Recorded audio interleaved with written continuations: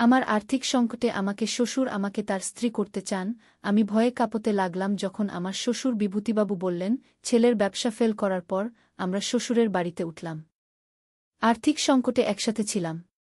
একদিন রাতে স্বামী আমার সাথে ঝগড়া করে বেরিয়ে গেল। শ্বশুর আমাকে সান্ত্বনা দিতে এসে বললেন, আমার ছেলে তোমার মূল্য বোঝে না। আমি বুড়ো হয়েছি, কিন্তু আমার হৃদয় তোমাকে ভালোবাসে। আমার অবশিষ্ট জীবন আমি তোমাকে দিতে চাই। আমাকে বিয়ে করবে? আমরা নতুন করে জীবন শুরু করব, শ্বশুর বুমা নয়, স্বামী স্ত্রী হিসেবে। আমার স্বামীর ব্যবসা ফেল করার পর আমরা আর্থিক সংকটে পড়ে গিয়েছিলাম। বাড়ির ভাড়া দিতে না পেরে আমরা শ্বশুরবাড়িতে উঠে এসেছিলাম। শ্বশুর বিভূতিবাবু আমাদের স্বাগত জানিয়েছিলেন, অনেক সাহায্য করছিলেন। সেদিন রাতে আমার স্বামীর সাথে আমার ঝগড়া হয়েছিল। আর্থিক চাপের কারণে আমাদের দুজনেরই মেজাজ খিটখিটে হয়ে গিয়েছিল। ঝগড়া করে স্বামী বেরিয়ে গিয়েছিলেন।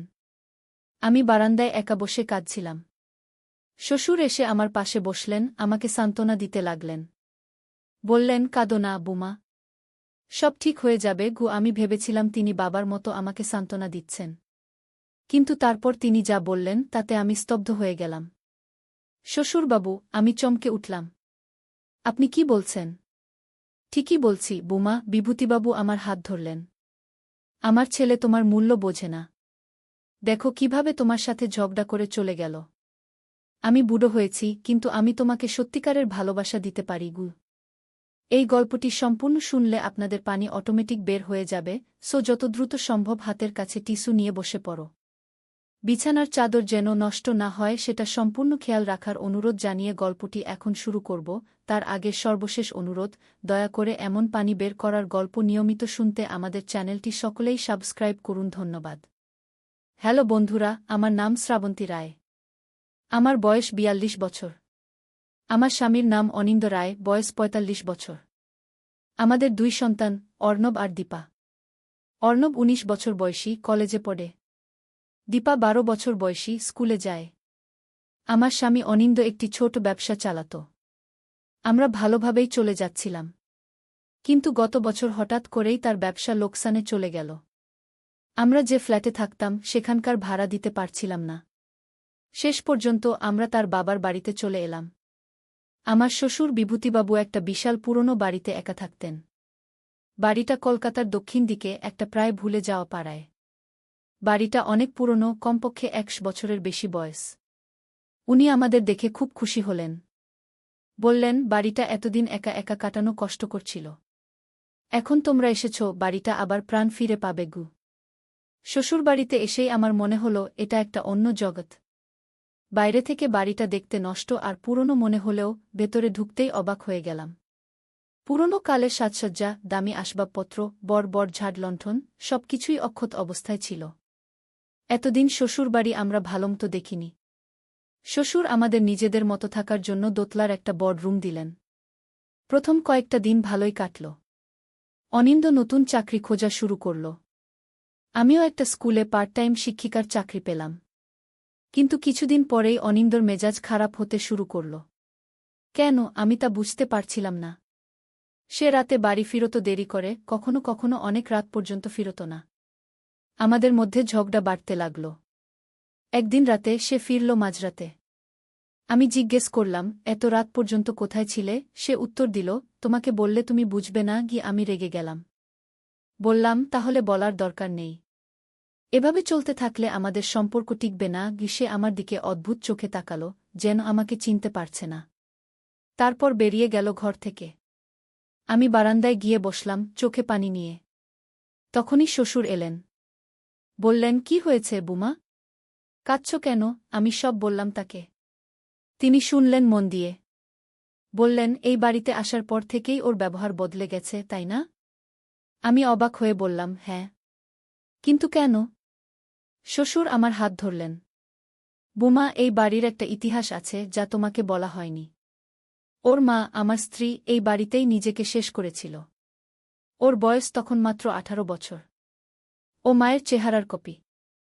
হয়তো এই বাড়িতে আসার পর থেকে ওর মধ্যে সেই স্মৃতি ফিরে আসছে গু। আমি হতবাক। কিন্তু এটা তো ২০ বছর আগের কথা। এতদিন ওর কোনো সমস্যা ছিল না গি। বিভূতিবাবু চুপ করে রইলেন। তারপর বললেন, কারণ ও এই বাড়িতে সেই ঘটনার পর আর আসেনি। আমি একাই থাকি এখানে গু। আমি বললাম, কিন্তু অনিন্দ তো বলেছিল যে আপনার সাথে সে প্রতি মাসে দেখা করত। বিভূতিবাবু বললেন, না। আমি ওকে বাইরে দেখা করতাম। ও এই বাড়িতে ফিরতে চাইত না গি। কথাটা শুনে আমার বুকের ভেতর ঠান্ডা হয়ে গেল। আমি বললাম, তাহলে এখন নিশ্চয়ই ওর জন্য খুব কঠিন সময় চলছে গু। বিভূতিবাবু বললেন, হ্যাঁ তাই। আর ও। তিনি কথা শেষ করার আগেই আমি তার চোখে একটা অদ্ভুত ভাব দেখলাম। তিনি আমার দিকে তাকিয়ে বললেন, আমার ছেলে তোমার মূল্য বোঝে না। আমি বুড়ো হয়েছি, কিন্তু আমার হৃদয় তোমাকে ভালোবাসে। আমার অবশিষ্ট জীবন আমি তোমাকে দিতে চাই। আমাকে বিয়ে করবে? আমরা নতুন করে জীবন শুরু করব, শ্বশুর বুমা নয়, স্বামী স্ত্রী হিসেবে গু। আমি স্তব্ধ হয়ে গেলাম। শ্বশুরবাবু, আপনি কি বলছেন? আমি চিৎকার করে উঠলাম। ঠিকই বলছি বুমা। তিনি আমার হাত ধরলেন আরও শক্ত করে। তার চোখের দিকে তাকাতেই আমি দেখলাম সেখানে কিছু একটা অন্য ভাব, যেন তিনি নন, অন্য কেউ আমার দিকে তাকিয়ে আছে। আমি হাত ছাড়িয়ে নিলাম।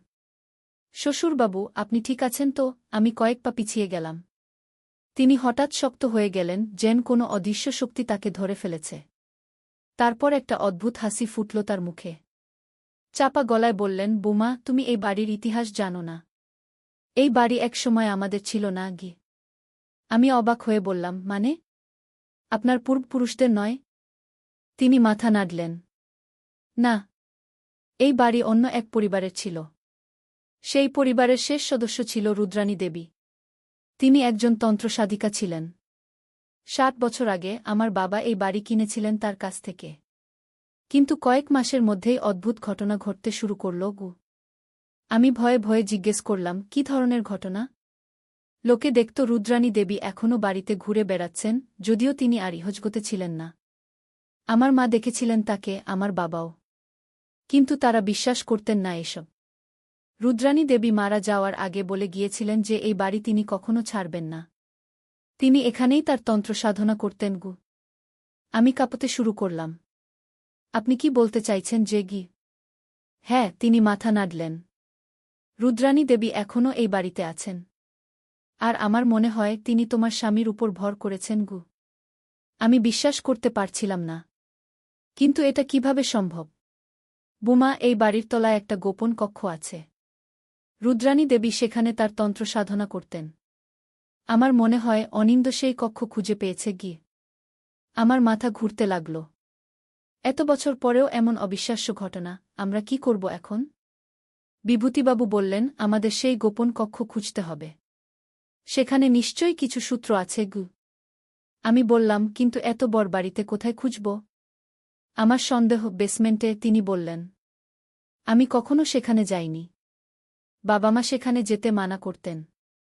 বলতেন সেখানে নামলে আর ফিরে আসা যায় না আগে। আমি বিভূতিবাবুর দিকে তাকালাম। আমার চোখে ভয় দেখে তিনি বললেন, তুমি ভয় পেজো না। আমি তোমার সাথে আছি। আমরা একসাথে অনিন্দকে ফিরিয়ে আনব গ। সেই রাতে অনিন্দ ফিরল না। আমি শ্বশুরের কাছে শুনলাম যে আগেও নাকি এমন হয়েছে। তিনি বললেন, ও ফিরে আসবে। কিন্তু আমরা যত দেরি করব, ওর উপর রুদ্রাণী দেবীর প্রভাব তত বাড়বে গু। পরের দিন সকালে আমরা দুজনে বেসমেন্ট খুঁজতে বের হলাম। বাড়ির পিছনে একটা দরজা ছিল, যেটা সব সময় বন্ধ থাকত। বিভূতিবাবু সেটা খুললেন। ভেতরে একটা সিঁড়ি নিচের দিকে নেমে গেছে। নিচে অন্ধকার।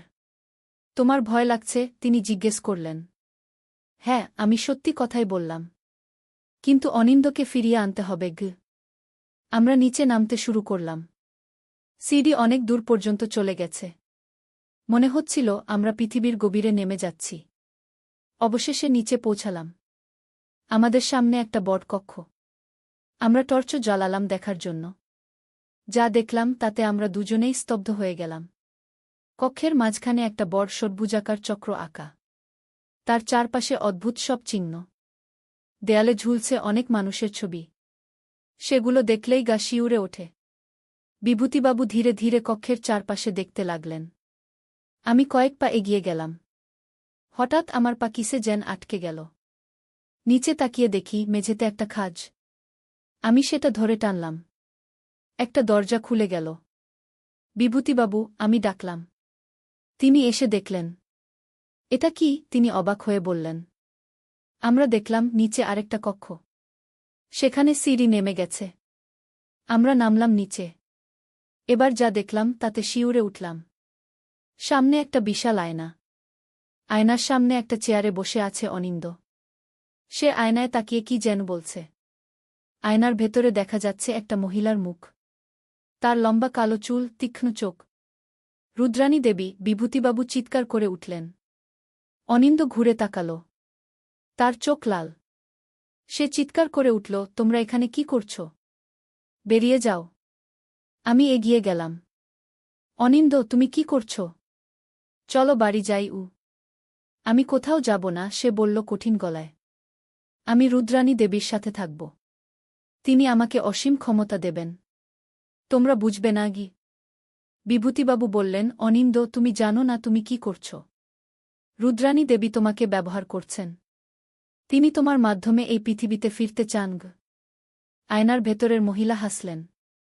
বিভূতি, তুমি আমার পথে বাধা হজো না। আমি তোমার বাবা-মাকে যেমন আমার পথ থেকে সরিয়েছিলাম, তোমাকেও সরাব। বিভূতিবাবু চমকে উঠলেন। তুমি কি বলছ? তোমার বাবা-মা দুর্ঘটনায় মারা যাননি, রুদ্রাণী দেবী বললেন। আমি তাদের হত্যা করেছিলাম। তারা আমার সাধনায় বাধা দিচ্ছিলেন। আমি স্তব্ধ হয়ে গেলাম। বিভূতিবাবুর চোখ দিয়ে পানি পড়তে লাগল। তুমি তুমি কিভাবে পারলে? আমি যা চাই তাই পাই, রুদ্রাণী দেবী বললেন। এখন আমি এই ছেলেকে চাই। ওর মাধ্যমে আমি আবার ফিরে আসব। আমার সাধনা অসম্পূর্ণ ছিল। এবার আমি সেটা পূর্ণ করব। অনিন্দ আবার আয়নার দিকে ফিরে গেল। রুদ্রাণী দেবী কিছু একটা বলতে শুরু করলেন। যতই তিনি বলতে লাগলেন ততই আয়নার ভেতর থেকে একটা আলো বের হতে লাগল। আমি বুঝতে পারলাম এখনই কিছু একটা করতে হবে। আমি পিছনে ফিরে দেখলাম ঘরের কোণে কিছু বই রাখা আছে। আমি দৌড়ে গিয়ে একটা বই তুলে নিলাম। সেটা খুলতেই দেখলাম পাতাগুলো ভর্তি অদ্ভুত চিহ্নে। কিন্তু একটা পাতায় লেখা ছিল, আয়না ভাঙলে আত্মা মুক্তি পাবে। আমি চিৎকার করে বললাম, বিভূতিবাবু, আয়নাটা ভাঙতে হবে। বিভূতিবাবু চমকে উঠলেন। কিন্তু কিভাবে? অনিন্দ সেখানে দাঁড়িয়ে আছে। আমি তখনই পাশে রাখা একটা লোহার রড দেখতে পেলাম। হাতে নিয়ে অনিন্দর দিকে এগোলাম। অনিন্দ, আমি জানি তুমি এখনও ওখানে আছো। আমাকে সাহায্য করো। অনিন্দ ঘুরে তাকালো আমার দিকে। এক মুহূর্ত আমি তার চোখে সেই পরিচিত আলো দেখতে পেলাম। সে চিৎকার করে বলল, শ্রাবন্তী, আয়নাটা ভেঙে দাও। আমি লোহার রড দিয়ে আয়নার দিকে ছুড়ে মারলাম।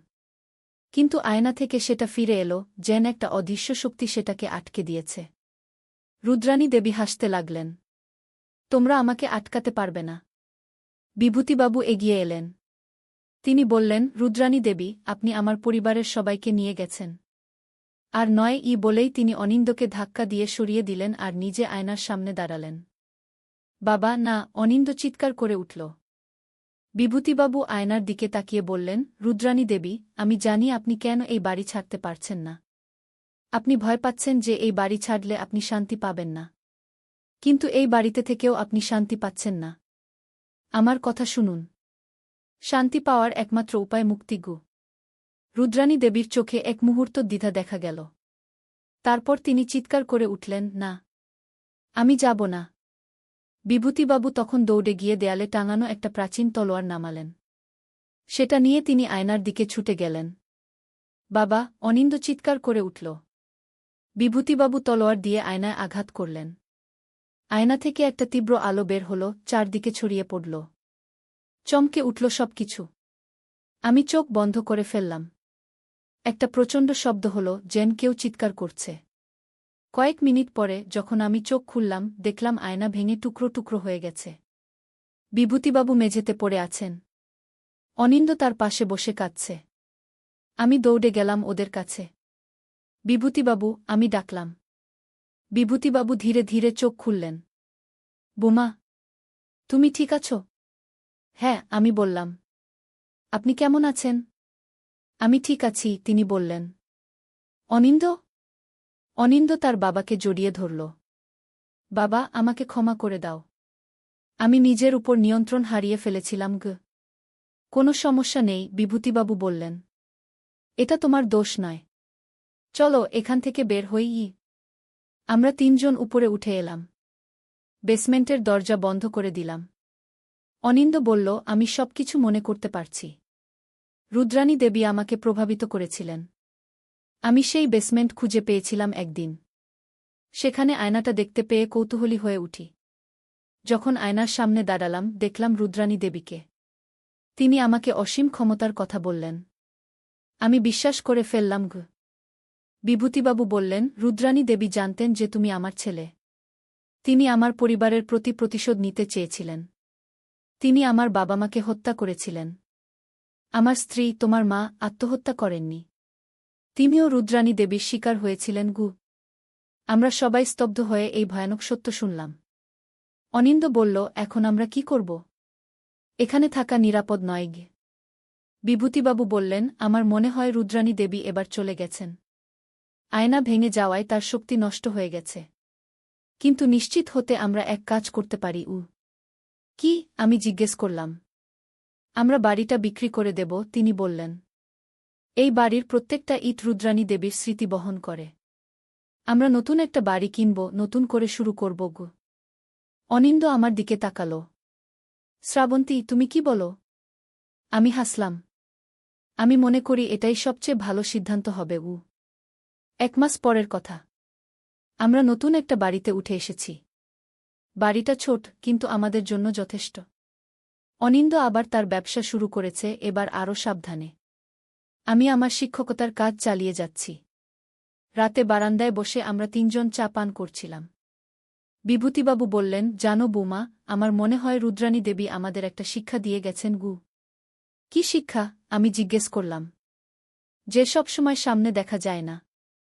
কখনো কখনো আমাদের চারপাশের লোকেদের সাহায্যের প্রয়োজন হয়। নিজের উপর বেশি ভরসা করলে বিপদে পড়তে হয়। অনিন্দ বলল, আমি এখন বুঝতে পারি যে আমি কতটা ভুল করেছিলাম। আমার সাহায্যের প্রয়োজন ছিল, কিন্তু আমি স্বীকার করিনি। আমি দুজনের হাত ধরলাম। আমরা এখন একসাথে আছি, এটাই যথেষ্ট। সেই রাতের পর থেকে আমাদের জীবন আবার স্বাভাবিক হয়ে গেছে। কখনো কখনো যখন আমি একা থাকি, আমার মনে হয় কেউ যেন আমাকে দেখছে। কিন্তু ভয় পাই না। আমি জানি আমার পরিবার আমার সাথে আছে। আর সেই পুরনো বাড়ি? আমরা শুনেছি সেটা এখন খালি। কেউ কিনতে চায় না। বাড়ির সামনে দিয়ে যাওয়ার সময় লোকে দেখে জানালায় একটা মহিলার ছায়া দাঁড়িয়ে আছে, লম্বা কালো চুল উঠছে হাওয়ায়। কেউ কি এখনও সেখানে আছে? হয়তো। কিন্তু আমরা জানি আমাদের ভয় পাওয়ার কিছু নেই। কারণ আমরা একসাথে আছি, এবং সেটাই সবচেয়ে বড় শক্তি। নদীর ধারে সেই গা। প্রথম অধ্যায়, শুরুজাত। পদ্মা নদীর ধারে একটা ছোট্ট গ্রাম ছিল, নাম তার রূপসী গ্রাম। গ্রামের নাম শুনলেই মনে হতো কত সুন্দর হবে। আর সত্যিই গ্রামটা ছিল অপূর্ব সুন্দর। সবুজ ধানক্ষেত, নারিকেল আর সুপারি গাছের সারি, আর নদীর শীতল হাওয়া, সব মিলিয়ে এক স্বর্গের মতো জায়গা।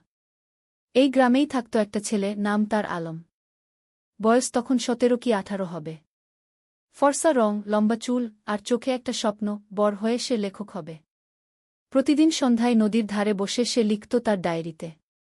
কখনো কবিতা, কখনো গল্প, কখনো শুধু মনের কথা। আলমের বাবা মোক্তার সাহেব ছিলেন গ্রামের স্কুলের প্রধান শিক্ষক। মা রহিমা বেগম ছিলেন একজন নরম মনের মহিলা, যিনি সবসময় সবার জন্য রান্না করতেন। তাদের ছোট্ট টিনের চালের বাড়িটা ছিল গ্রামের মাঝখানে। আলমের একটা ছোট বোন ছিল, সামিয়া।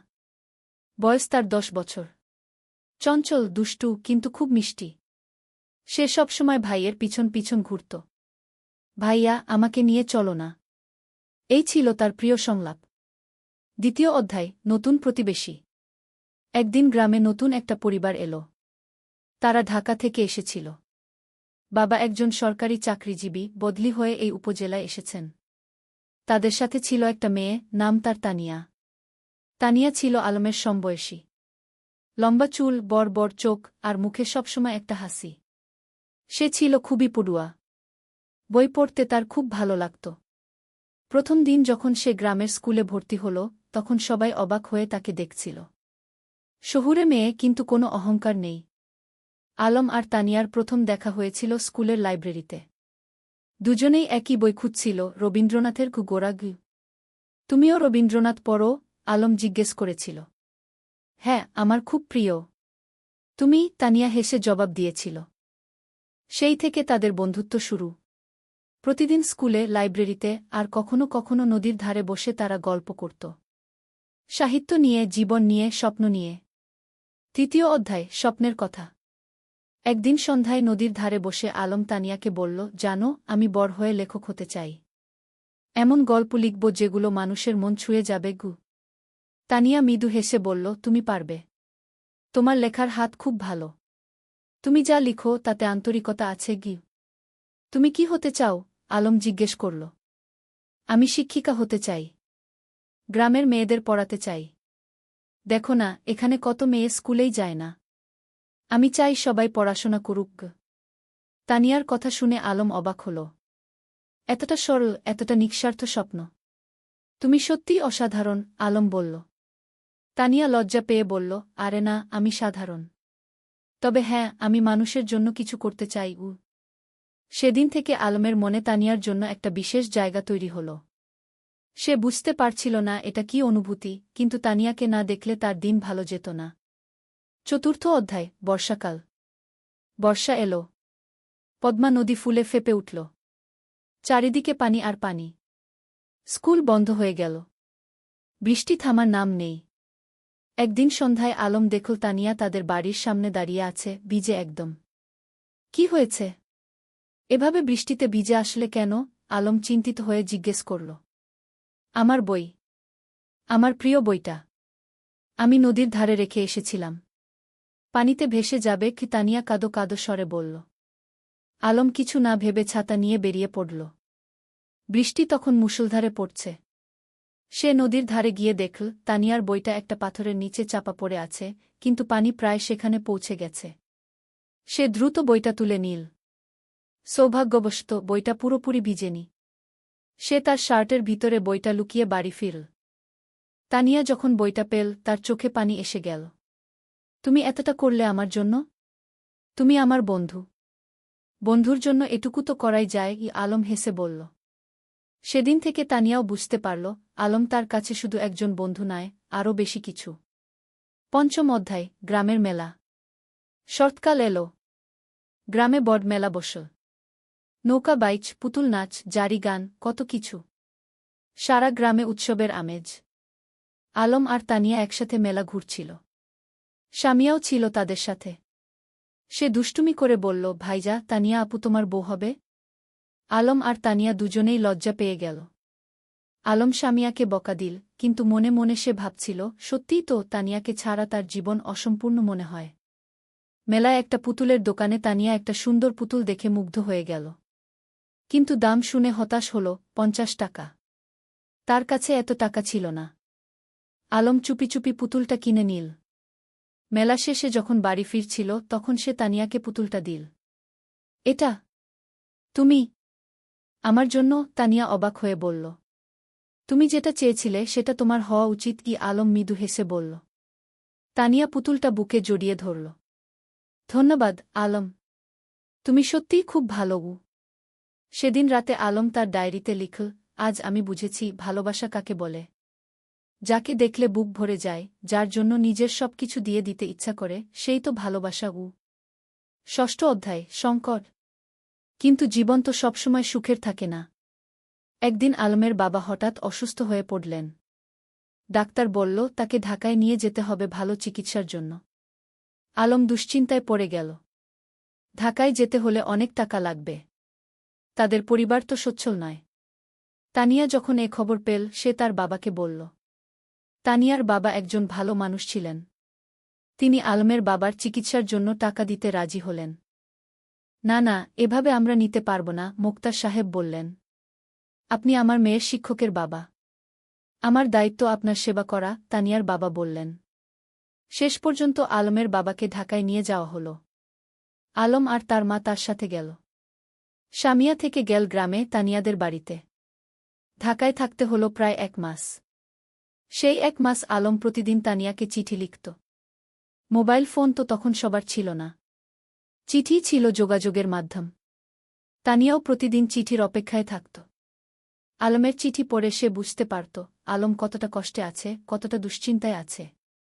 সে নিজেও আলমের জন্য দোয়া করত। 7ম অধ্যায়, ফিরে আসা। অবশেষে মোক্তার সাহেব সুস্থ হয়ে উঠলেন।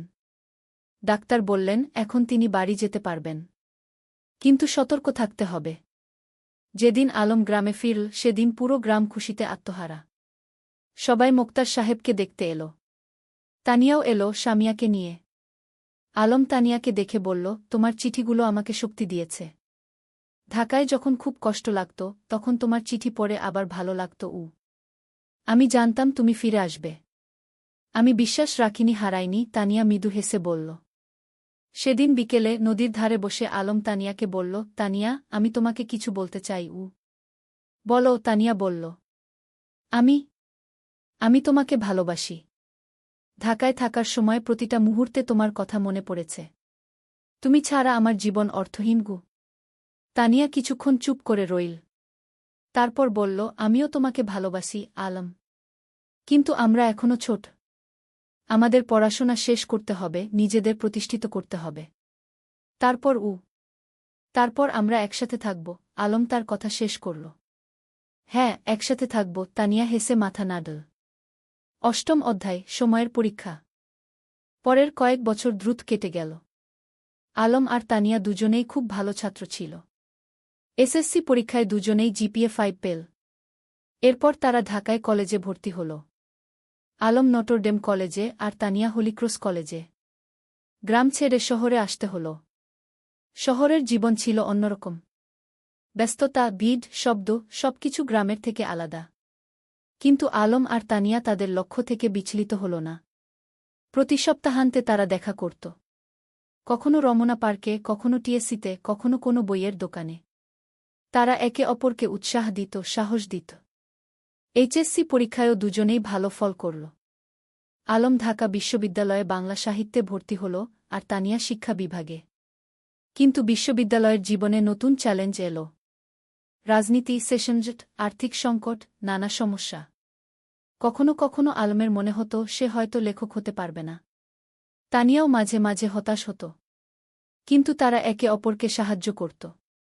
আলম যখন হতাশ হতো তানিয়া তাকে মনে করিয়ে দিত তার স্বপ্নের কথা। তানিয়া যখন ভেঙে পড়ত আলম তাকে শক্তি যোগাত। 9ম অধ্যায়, স্বপ্ন পূরণের পথে। স্নাতক শেষ করার পর আলম একটা পত্রিকায় চাকরি পেল। সাংবাদিক হিসেবে। বেতন খুব বেশি না, কিন্তু লেখার সুযোগ ছিল। সে ফিচার লিখত, গল্প লিখত। তানিয়া একটা স্কুলে শিক্ষিকা হিসেবে যোগ দিল।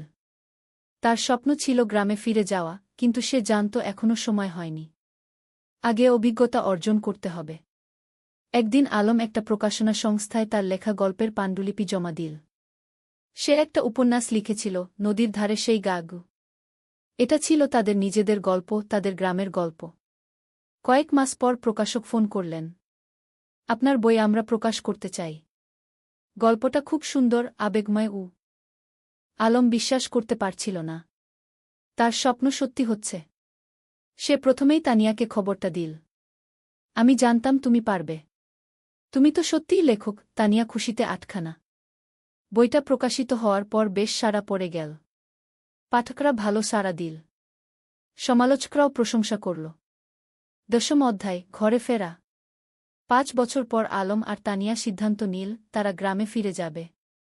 ঢাকায় তারা যা অর্জন করতে চেয়েছিল তা করেছে। এখন সময় এসেছে নিজেদের শেকডে ফিরে যাওয়ার। তারা বিয়ে করল। সাদামাটা অনুষ্ঠান, কিন্তু পূর্ণ আন্তরিকতায়। পুরো গ্রাম এসেছিল তাদের বিয়েতে। তোমরা আমাদের গর্ব, মোক্তার সাহেব আবেগে বললেন। বিয়ের পর তারা গ্রামেই থেকে গেল। আলম লেখালেখি চালিয়ে গেল। সে গ্রামের গল্প লিখত, সাধারণ মানুষের গল্প। তার বই পরপর সফল হতে লাগল। তানিয়া গ্রামে একটা স্কুল খুল। বিনামূল্যে গরিব মেয়েদের পড়াতে লাগল। সে তার স্বপ্ন পূরণ করছিল। 11ম অধ্যায়, নতুন প্রজন্ম। 3 বছর পর তাদের একটা মেয়ে হল। নাম রাখল রূপা। ছোট্ট, ফুটফুটে, ঠিক যেন তানিয়ার মতো। রূপা বড় হতে লাগল গ্রামের মুক্ত পরিবেশে। নদীর ধারে খেলা, মাঠে দৌড়ানো, গাছে চড়া, সবকিছু। আলম তাকে গল্প শোনাত, তানিয়া তাকে পড়াত। একদিন রূপা জিজ্ঞেস করল, বাবা, তুমি আর মা কিভাবে পরিচিত হলে? আলম হেসে বলল, সেটা একটা লম্বা গল্প মা। একদিন তোমাকে পুরো গল্প শোনাব গু। এখন শোনাও না, রূপা জেদ করল। আলম তানিয়ার দিকে তাকাল। তানিয়া হেসে মাথা নাড়ল। ঠিক আছে, শোনো তাহলে। অনেক বছর আগে এই নদীর ধারে দুটো ছেলেমেয়ে পরিচিত হয়েছিল। দাদ শ্রদ্ধায় পূর্ণতা। বছর কেটে গেল। আলমের বই এখন দেশজুড়ে জনপ্রিয়। সে একজন প্রতিষ্ঠিত লেখক। কিন্তু খ্যাতি তাকে বদলায়নি। সে এখনও সেই সরল বিনলি আলম। তানিয়ার স্কুল এখন বড় হয়েছে। শত শত মেয়ে সেখানে পড়ছে। অনেকে এখন কলেজে, বিশ্ববিদ্যালয়ে। তানিয়া তাদের সবার কাছে একজন আদর্শ। একদিন সন্ধ্যায় নদীর ধারে বসে আলম তানিয়াকে বলল, তুমি জানো, এই জায়গাটাই আমার সবচেয়ে প্রিয়। এখানেই আমরা প্রথম একসাথে বসেছিলাম, স্বপ্নের কথা বলেছিলাম গ। আর এখন সেই স্বপ্ন পূরণ হয়েছে, তানিয়া বলল। শুধু পূরণই না, আরও বেশি কিছু পেয়েছি। তোমাকে পেয়েছি, রূপাকে পেয়েছি, এই সুন্দর জীবনটা পেয়েছি গ। রূপা তখন দৌড়ে এসে তাদের কোলে বসল। বাবা, আমি বড় হয়ে তোমার মতো লেখক হব। আলম হেসে মেয়ের মাথায় হাত বুলিয়ে দিল। তুমি যা হতে চাও তাই হবে মা। আমরা তোমার পাশে আছি। সূর্য তখন অস্ত যাচ্ছে নদীর ওপারে। লালকমলা আকাশ, নদীর শীতল বাতাস, আর পরিবারের উষ্ণতা, এর চেয়ে সুন্দর আর কি হতে পারে? ত্রয়োদশ অধ্যায়, গ্রামের উন্নয়ন। আলম আর তানিয়া শুধু নিজেদের নিয়েই ব্যস্ত ছিল না, তারা পুরো গ্রামের উন্নয়ন নিয়ে ভাবত। আলম তার লেখালেখি থেকে যা আয় করত, তার একটা অংশ গ্রামের উন্নয়নে ব্যয় করত। তারা গ্রামে একটা লাইব্রেরি খুল। হাজার হাজার বই নিয়ে। গ্রামের যে কেউ এসে বই পড়তে পারত। ছোট ছেলেমেয়েরা বিকেলে এসে বই পড়ত, গল্প শুনত। জ্ঞানী শক্তি, আলম সবসময় বলত। আমরা যদি আমাদের নতুন প্রজন্মকে শিক্ষিত করতে পারি, তাহলে গ্রাম এমনিতেই উন্নত হবে গ। তানিয়া তার স্কুলে শুধু পড়াশোনাই শেখাত না, জীবন দক্ষতাও শেখাত। মেয়েদের শেখাত কিভাবে আত্মবিশ্বাসী হতে হয়, কিভাবে নিজের মতামত প্রকাশ করতে হয়, কিভাবে স্বাবলম্বী হতে হয়। শিক্ষা মানে শুধু বই পড়া নয়, তানিয়া বলত। শিক্ষা মানে জীবনকে বুঝতে শেখা, মানুষ হয়ে ওঠা। গ্রামের মানুষ তাদের এই প্রচেষ্টায় খুব খুশি ছিল। যারা আগে মেয়েদের স্কুলে পাঠাতে চাইত না, তারাও এখন পাঠাতে শুরু করেছে। একদিন গ্রামের প্রবীণ হাজী সাহেব আলমকে বললেন, বাবা, তোমরা আমাদের গ্রামের জন্য যা করছ, সেটা আল্লাহ কবুল করুন। তোমরা না থাকলে আমাদের গ্রাম এখনও অন্ধকারেই থাকত। আলম বিনয়ের সাথে বলল, চাচা, আমরা তো এই গ্রামেরই সন্তান। আমাদের দায়িত্ব এই গ্রামের সেবা করা গ। চতুর্দশ অধ্যায়, বাধা আর সংগ্রাম। কিন্তু জীবন তো সবসময় মসৃণ পথে চলে না। একদিন গ্রামে একটা বড় সমস্যা দেখা দিল। পদ্মা নদীর ভাঙন শুরু হল। প্রতিদিন নদী গ্রামের জমি গিলে খাচ্ছে। অনেক পরিবার তাদের বাড়িঘর হারাচ্ছে। ফসলের জমি নদীতে তলিয়ে যাচ্ছে। মানুষ আতঙ্কিত। আলম আর তানিয়া বসে থাকল না। তারা একটা সভা ডাকল। পুরো গ্রামের মানুষ এলো। আমরা যদি একসাথে কাজ করি, তাহলে আমরা নদীর ভাঙন রোধ করতে পারব, আলম বলল। আমাদের সরকারের কাছে দরখাস্ত দিতে হবে, আমাদের নিজেদেরও কিছু পদক্ষেপ নিতে হবে গু। তারা একটা কমিটি গঠন করল। জেলা প্রশাসকের কাছে দরখাস্ত দিল। সংবাদপত্রে লিখল। আলম তার লেখনির মাধ্যমে এই সমস্যা তুলে ধরল সারা দেশে। কয়েক মাসের সংগ্রামের পর সরকার নড়েচড়ে বসল। নদীর তীরে বাঁধ নির্মাণের কাজ শুরু হল।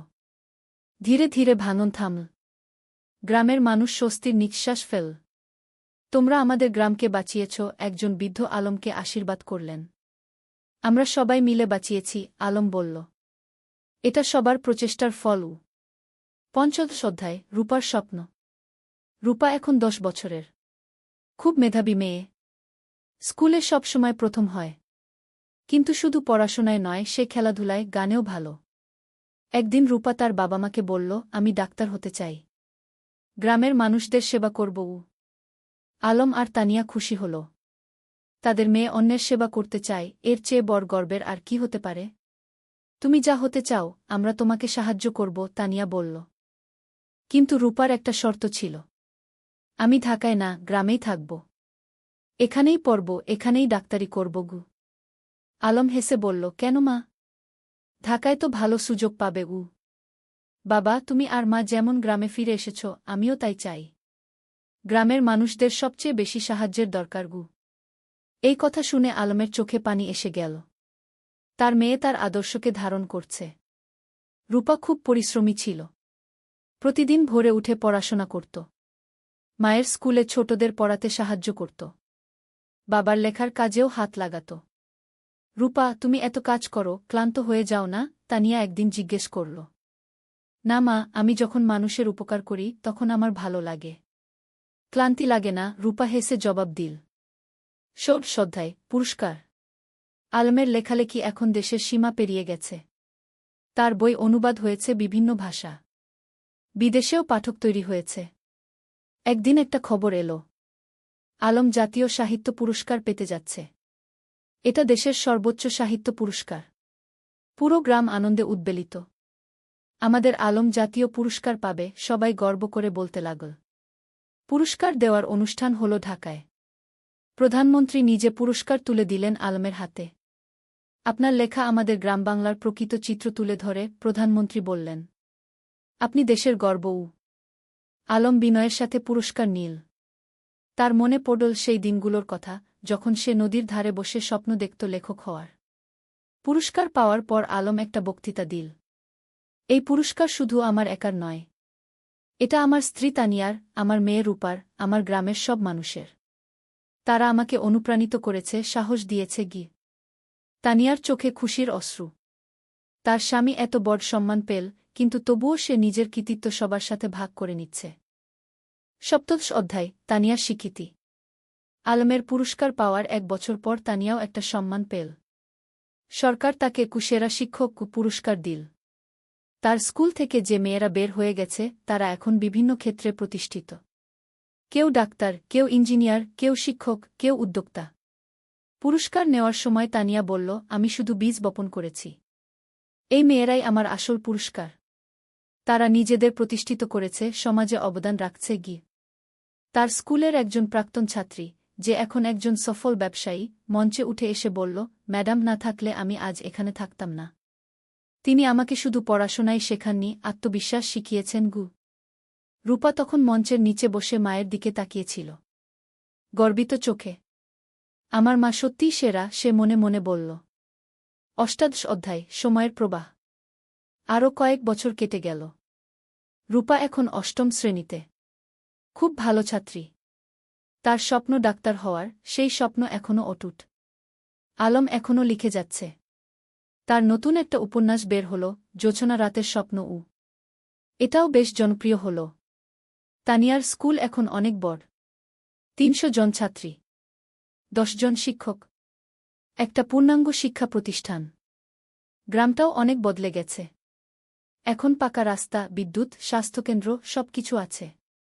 কিন্তু গ্রামের আত্মা, সেই সারল্য, সেই ভালোবাসা, সেটা আছে অক্ষুণ্ণ। একদিন সন্ধ্যায় পুরো পরিবার নদীর ধারে বসেছিল। আলম, তানিয়া, রূপা আর সামিয়া। সামিয়া এখন বিবাহিত, তার একটা ছেলে আছে। ভাইয়া, মনে আছে যখন আমি ছোট ছিলাম, তুমি আর ভাবি এখানে বসে গল্প করতে? সামিয়া হেসে বলল। মনে আছে, আলম হেসে বলল। সেই সময়গুলো কত সুন্দর ছিল।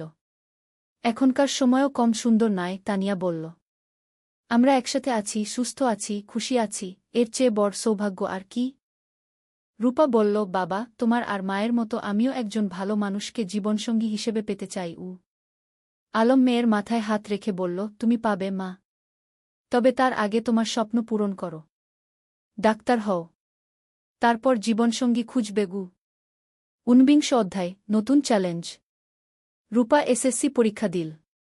ফলাফল বেরোল, জিপিএ 5। পুরো গ্রাম খুশি। আলম আর তানিয়া গর্বিত। কিন্তু এখন একটা বড় সিদ্ধান্ত নিতে হবে।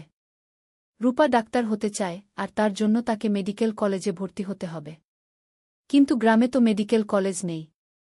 বাবা, আমি ঢাকা মেডিকেলে ভর্তি হতে চাই, রূপা বলল। আলম একটু চিন্তিত হল। কিন্তু তুমি তো বলেছিলে গ্রামে থাকবে। হ্যাঁ বাবা, আমি গ্রামে ফিরে আসব। কিন্তু ভালো ডাক্তার হতে হলে ভালো প্রতিষ্ঠান থেকে পড়তে হবে। আমি 5 বছর ঢাকায় থাকব, তারপর ফিরে আসব এবং গ্রামে একটা হাসপাতাল খুলব। তানিয়া বলল, মেয়েটা ঠিকই বলছে। আমরাও তো ঢাকায় গিয়ে পড়াশোনা করেছিলাম। তারপর ফিরে এসেছি। রূপা ঢাকা মেডিকেল কলেজে ভর্তি হল। প্রথম দিকে গ্রাম ছেড়ে যেতে খুব কষ্ট হচ্ছিল, কিন্তু সে জানত এটা তার লক্ষ্যের জন্য প্রয়োজন। আলম আর তানিয়া প্রতি মাসে ঢাকায় যেত মেয়েকে দেখতে। রূপা ফোনে প্রতিদিন কথা বলত। ২০ অধ্যায় পরিবারের বন্ধন। ৫ বছর খুব দ্রুত কেটে গেল। রূপা ডাক্তার হয়ে গেল। এমবিবিএস পাস করল ভালো ফলসহ। এখন তার সামনে অনেক সুযোগ। ঢাকার বড় বড় হাসপাতাল তাকে চাকরির অফার দিচ্ছে। কিন্তু রূপার লক্ষ্য অন্য। বাবা, আমি গ্রামে ফিরে আসছি, রূপা ফোনে বলল। তুমি নিশ্চিত? ঢাকায় তো অনেক ভালো সুযোগ, আলম বলল। বাবা, আমার স্বপ্ন তো ঢাকায় বড় ডাক্তার হওয়া নয়। আমার স্বপ্ন গ্রামের মানুষের সেবা করা। রূপা গ্রামে ফিরে এলো। গ্রামের মানুষ তাকে মাথায় করে নিয়ে এলো। আমাদের নিজের ডাক্তার। সে একটা ছোট ক্লিনিক খুলল। বিনামূল্যে গরিব মানুষদের চিকিৎসা দিতে লাগল। যাদের সামর্থ্য আছে তারা দিত। যাদের নেই তাদের কাছ থেকে কিছু নিত না। তুমি কিভাবে চালাবে এভাবে? আলম একদিন জিজ্ঞেস করল। বাবা, তুমি তো লেখক হয়েছ মানুষের সেবা করার জন্য, মা শিক্ষিকা হয়েছে সেবার জন্য। আমিও তাই। টাকা পয়সা পরে দেখা যাবে। আলম মেয়েকে জড়িয়ে ধরল। তুমি আমাদের গর্ব। ২১ অধ্যায় নতুন সঙ্গী। রূপা যখন ক্লিনিকে ব্যস্ত তখন একদিন একজন তরুণ ডাক্তার এলো। তার নাম ফাহিম। সে ঢাকা থেকে এসেছে গ্রামাঞ্চলে স্বেচ্ছাসেবা করতে। ফাহিম আর রূপা একসাথে কাজ করতে লাগল। দুজনেই একই স্বপ্ন দেখে, গ্রামের মানুষের সেবা করা। ধীরে ধীরে তাদের মধ্যে বন্ধুত্ব হল। তারপর সেই বন্ধুত্ব ভালোবাসায় রূপান্তরিত হল। একদিন ফাহিম আলমের কাছে এলো। চাচা, আমি রূপাকে বিয়ে করতে চাই। আলম হেসে বলল, তুমি কি রূপাকে জিজ্ঞেস করেছ? হ্যাঁ, সে রাজি। ফাহিম লজ্জা পেয়ে বলল। তানিয়া খুশিতে আটখানা। আমার মেয়ে একজন ভালো মানুষ পেয়েছে। রূপা আর ফাহিমের বিয়ে হল। সাদামাটা কিন্তু আন্তরিক অনুষ্ঠান। পুরো গ্রাম এসেছিল। বিয়ের পর তারা দুজন মিলে ক্লিনিক চালাতে লাগল। তারা স্বপ্ন দেখে গ্রামে একটা বড় হাসপাতাল করার। ২২ অধ্যায় ৩ প্রজন্ম। ২ বছর পর রূপার একটা ছেলে হল। নাম রাখল আয়ান। আলম আর তানিয়া দাদা-দাদি হল। দেখো আমাদের নাতি, আলম আবেগে বলল। তানিয়া শিশুটিকে কোলে নিয়ে বলল, এই শিশু আমাদের ভবিষ্যৎ। এর জন্যই তো আমরা এত কাজ করছি। এখন বাড়িতে ৩ প্রজন্ম। আলমতানিয়া, রূপা, ফাহিম আর ছোট্ট আয়ান। প্রতিদিন সন্ধ্যায় তারা একসাথে বসে। আলম গল্প বলে, তানিয়া গান শোনায়, রূপা দিনের কাজের গল্প বলে। একদিন আয়ান যখন একটু বড় হল সে জিজ্ঞেস করল, দাদু তুমি কি করো? আলম হেসে বলল, আমি গল্প লিখি, নাতুগু। আমাকে একটা গল্প বলো না? ঠিক আছে, শোনো তাহলে। অনেক বছর আগে এই নদীর ধারে কে। আর এভাবেই চলতে থাকে জীবনের গল্প প্রজন্ম থেকে প্রজন্মে। ২৩ অধ্যায় উত্তরাধিকার। আলম এখন ৬০ পেরিয়ে গেছে। চুলদাড়ি পেকে গেছে। কিন্তু লেখার হাত এখনও অক্ষুণ্ণ। সে এখনও প্রতিদিন লেখে। তানিয়াও এখন অবসর নিয়েছে স্কুল থেকে। কিন্তু মাঝে মাঝে যায় ছাত্রীদের সাথে দেখা করতে। একদিন আয়ান, যে এখন ৫ বছরের, দাদুকে জিজ্ঞেস করল, দাদু তুমি কত বই লিখেছ? প্রায় ২০টা, আলম বলল। আমিও বড় হয়ে লেখক হব, আয়ান বলল। রূপা হেসে বলল, তুমি যা হতে চাও তাই হবে। আলম নাতিকে কোলে নিয়ে বলল, লেখক হওয়া মানে শুধু বই লেখা নয় বাবা। লেখক হওয়া মানে মানুষের কথা বলা, সত্য বলা, ভালোবাসা ছড়িয়ে দেওয়া। আমি সব করব, আয়ান উৎসাহিত হয়ে বলল। তানিয়া নাতিকে আদর করে বলল, তুমি করবে, আমরা জানি। ২৪ অধ্যায় গ্রামের হাসপাতাল। রূপা আর ফাহিমের স্বপ্ন ছিল গ্রামে একটা বড় হাসপাতাল খোলার। তারা কয়েক বছর ধরে টাকা জমিয়ে রাখছিল। আলমও তার রয়্যালটির একটা অংশ দিয়েছিল। অবশেষে সেই দিন এলো। তারা একটা ৩ তলা হাসপাতাল তৈরি করল। নাম দিল রূপসী হাসপাতাল। উদ্বোধনের দিন পুরো জেলা থেকে মানুষ এলো। স্বাস্থ্যমন্ত্রী নিজে এসে উদ্বোধন করলেন। এই হাসপাতাল শুধু একটা স্বাস্থ্যসেবা কেন্দ্র নয়, মন্ত্রী বললেন।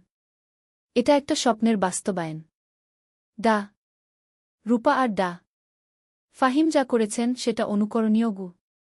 হাসপাতালে ১০টা বেড, অপারেশন থিয়েটার, ল্যাবরেটরি, সবকিছু আছে। আর সবচেয়ে বড় কথা, গরিবদের জন্য বিনামূল্যে চিকিৎসার ব্যবস্থা। আলম গর্বে বুক ফুলিয়ে বলল, আমার মেয়ে যা করেছে আমি কলম দিয়ে তা করতে পারিনি গু। তুমি কলম দিয়ে মানুষের মন ছুঁয়েছ, আমি হাত দিয়ে মানুষের শরীর সারাচ্ছি। দুটোই সমান গুরুত্বপূর্ণ, রূপা বলল। 25 অধ্যায় প্রত্যাবর্তন। একদিন গ্রামে একটা আশ্চর্য ঘটনা ঘটল। যে ছেলেটা 30 বছর আগে গ্রাম ছেড়ে আমেরিকায় গিয়েছিল সে ফিরে এল। তার নাম জামিল। সে আমেরিকায় একজন সফল ব্যবসায়ী। কিন্তু বয়স হয়েছে, এখন শেখদে ফিরতে চায়। জামিল আলমের সাথে দেখা করতে এল। আমি তোমার বই পড়েছি আমেরিকায় বসে। সেই বই পড়ে আমার গ্রামের কথা মনে পড়ে গেল। তাই ফিরে এলাম ঘ। স্বাগতম, আলম হাসি মুখে বলল। জামিল বলল, আমি এই গ্রামের জন্য কিছু করতে চাই। তুমি কি পরামর্শ দাও? আলম ভাবল একটু। তারপর বলল, গ্রামে একটা কারিগরি প্রশিক্ষণ কেন্দ্র খোলো। যুবকদের হাতে কলমে কাজ শেখাও। তাহলে তারা চাকরি পাবে, স্বাবলম্বী হবে গু। জামিল খুশি হল। চমৎকার আইডিয়া। কয়েক মাসের মধ্যে একটা কারিগরি প্রশিক্ষণ কেন্দ্র খোলা হল। সেখানে ছেলেমেয়েরা কম্পিউটার, ইলেকট্রনিক্স, সেলাই, রান্না, নানা বিষয়ে প্রশিক্ষণ পেতে লাগল। এভাবে একে একে গ্রামে নতুন নতুন সুবিধা যুক্ত হতে লাগল। কেউ ফিরে এসে স্কুলে দান করল, কেউ রাস্তা বানিয়ে দিল, কেউ মসজিদ মন্দির সংস্কার করল। আলম দেখছিল আর ভাবছিল, একজন মানুষ যদি ভালো কাজ শুরু করে তাহলে সেটা অন্যদেরও অনুপ্রাণিত করে কি। 26 অধ্যায় পরবর্তী প্রজন্ম। আয়ান এখন 10 বছরের। খুব মেধাবী ছেলে। সে দাদুর কাছে বসে গল্প শোনে, দাদির কাছে থেকে জীবনের পাঠ নেয়। একদিন স্কুলে একটা রচনা প্রতিযোগিতা হল। বিষয় ছিল আমার স্বপ্নের বাংলাদেশ গ। আয়ান লিখল, আমার স্বপ্নের বাংলাদেশে সবাই শিক্ষিত হবে। কেউ অসুস্থ হলে চিকিৎসা পাবে। কেউ গরিব থাকবে না। সবাই একসাথে মিলেমিশে থাকবে। আমার দাদু বলেন, স্বপ্ন দেখতে হয় বড়, তারপর সেই স্বপ্ন পূরণের জন্য কাজ করতে হয় গে। আয়ান প্রথম হল। পুরস্কার পেল। আলম নাতির রচনা পড়ে চোখ ভিজিয়ে ফেল। আমাদের শিক্ষা বৃথা যায়নি। নতুন প্রজন্ম ঠিক পথে আছে গু। 27 অধ্যায় জীবনের সন্ধ্যা। আলম এখন 65 পেরিয়ে গেছে। শরীর একটু দুর্বল হয়ে এসেছে। কিন্তু মন এখনও তরুণ। একদিন ডাক্তার বলল, তার হার্টে সমস্যা আছে। বিশ্রাম নিতে হবে। রূপা খুব চিন্তিত। বাবা, তুমি এখন আর এত কাজ করবে না। বিশ্রাম নাও। কিন্তু আলম কি থেমে থাকার মানুষ? সে এখনও লেখে, মানুষের সাথে দেখা করে, গ্রামের উন্নয়নের কাজে যুক্ত থাকে। তানিয়া বলল, তুমি একটু শান্ত হও। আমরা এত কাজ করেছি, এখন পরের প্রজন্মকে দায়িত্ব দাও। তুমি ঠিক বলছ, আলম মেনে নিল। কিন্তু আমার একটা শেষ ইচ্ছা আছে গি। কি? তানিয়া জিজ্ঞেস করল। আমি আমাদের জীবনের গল্পটা লিখতে চাই। একটা আত্মজীবনী। যাতে পরের প্রজন্ম জানতে পারে আমরা কিভাবে স্বপ্ন দেখেছিলাম, কিভাবে সেই স্বপ্ন পূরণ করেছিলাম গু। তুমি লেখো, তানিয়া হেসে বলল। আমি তোমাকে সাহায্য করব। 28 অধ্যায় শেষ বই। পরের 6 মাস আলম লিখল তার জীবনের গল্প। নদীর ধারে সেই গা, একটি জীবন কথা কি নাম দিল। বইটাই ছিল তাদের প্রথম দেখা, প্রথম প্রেম, সংগ্রাম, সফলতা, ব্যর্থতা, সবকিছু। বই প্রকাশিত হওয়ার পর দেশজুড়ে সাড়া পড়ে গেল। মানুষ পড়ল আর অনুপ্রাণিত হল। একজন পাঠক চিঠি লিখল, আপনার বই পড়ে আমি বুঝেছি স্বপ্ন দেখা আর তা পূরণ করা সম্ভব। আমিও এখন আমার গ্রামে ফিরে যাব, কিছু করব। আলম এই চিঠি পড়ে খুশি হল। দেখো তানিয়া, আমাদের জীবন বৃথা যায়নি। আমরা মানুষকে অনুপ্রাণিত করতে পেরেছি। 29 অধ্যায় বিদায়। এক শীতের সকালে আলম ঘুম থেকে উঠল না। তার হার্ট অ্যাটাক হয়েছে। রূপা যতই চেষ্টা করল, কিছু করতে পারল না। আলম চলে গেল।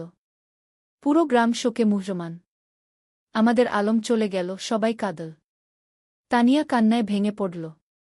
তুমি আমাকে একা ফেলে চলে গেলে। রূপা মাকে সান্ত্বনা দিল। মা, বাবা চলে যায়নি। তার লেখায় সে বেঁচে আছে। তার কাজে সে বেঁচে আছে। আমাদের মধ্যে সে বেঁচে আছে গি। আলমের জানাজায় হাজার হাজার মানুষ এল। তাকে সমাহিত করা হল গ্রামের কবরস্থানে, নদীর পাশে, যেখানে সে জীবনের অনেকটা সময় কাটিয়েছে। 30 অধ্যায় উত্তরাধিকার শেষ অধ্যায়। আলমের মৃত্যুর পর তানিয়া ভেঙে পড়েনি। সে আরও শক্ত হয়েছে। আলম চলে গেছে, কিন্তু তার স্বপ্ন চলে যায়নি। আমাকে সেই স্বপ্ন বাঁচিয়ে রাখতে হবে গু। সে গ্রামের লাইব্রেরিটাকে কি আলম স্মৃতি লাইব্রেরিকে নাম দিল। সেখানে আলমের সব বই রাখা হল। রূপা হাসপাতালে আরও বেশি মনোযোগী হল। বাবা চাইতেন আমি মানুষের সেবা করি। আমি তাই করব। ফাহিম তার পাশে থেকে সাহায্য করল। আয়ান, যে এখন 15 বছরের, দাদুর মতো লিখতে শুরু করল। সে গল্প লেখে, কবিতা লেখে। একদিন আয়ান তানিয়াকে তার লেখা একটা গল্প দেখাল। গল্পের নাম দাদুর স্বপ্ন। তানিয়া পড়ল। চোখে পানি এলো। তোমার দাদু বেঁচে আছে তোমার মধ্যে গি। বছরের পর বছর কেটে গেল। গ্রামটা আরও উন্নত হল। কিন্তু আলমকে কেউ ভুলল না। প্রতি বছর তার জন্মদিনে গ্রামে একটা সাহিত্য উৎসব হয়। তরুণ লেখকরা আসে, তাদের লেখা পড়ে। তানিয়া এখন 80 পেরিয়ে গেছে। কিন্তু এখনও প্রতিদিন স্কুলে যায়। ছাত্রীদের দেখে আসে। একদিন এক তরুণী তানিয়াকে জিজ্ঞেস করল, ম্যাডাম, আপনার আর আলম স্যারের গল্পটা কি সত্যি? তানিয়া হেসে বলল, হ্যাঁ, প্রতিটা শব্দ সত্যি। আমরা স্বপ্ন দেখেছিলাম, আর সেই স্বপ্ন পূরণ করেছিলাম গ। আমিও কি পারব? তরুণী জিজ্ঞেস করল। অবশ্যই পারবে, তানিয়া দৃঢ়তার সাথে বলল। শুধু স্বপ্ন দেখো, তারপর সেই স্বপ্ন পূরণের জন্য কাজ করো। আর কখনো হাল ছেড়ো না গি। সেদিন সন্ধ্যায় নদীর ধারে বসে তানিয়া আকাশের দিকে তাকাল। আলম, তুমি কি দেখছ? আমরা যা শুরু করেছিলাম তা এখনো চলছে। তোমার স্বপ্ন বেঁচে আছে গি। নদীর জল কুলকুল করে বয়ে যাচ্ছে।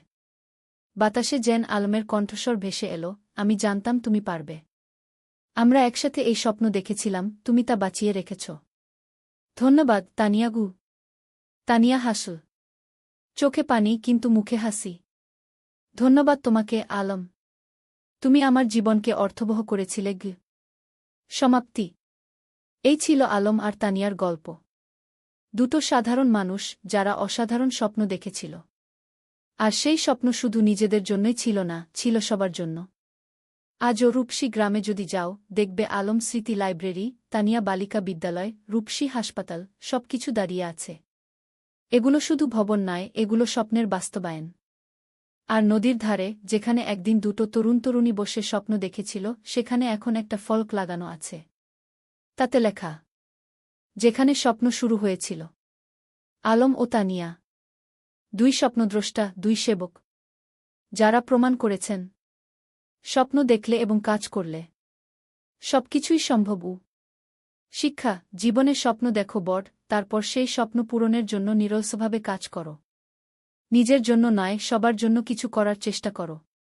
তাহলেই জীবন সার্থক হবে।